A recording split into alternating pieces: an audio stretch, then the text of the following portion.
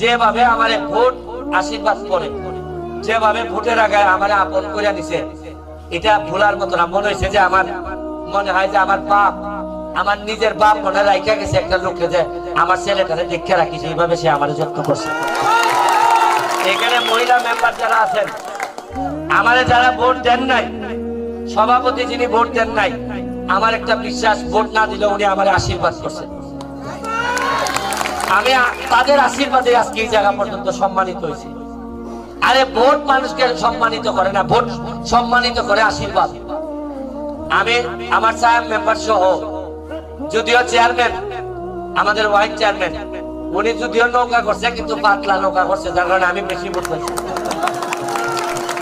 মানে নৌকাটা জুড়ে করছে না, হালকা। কারণ বেটা বুঝছে যে ব্যারিস্টার সুমনকে ঠেকানো সম্ভব না, কারণ সে দেখতেছে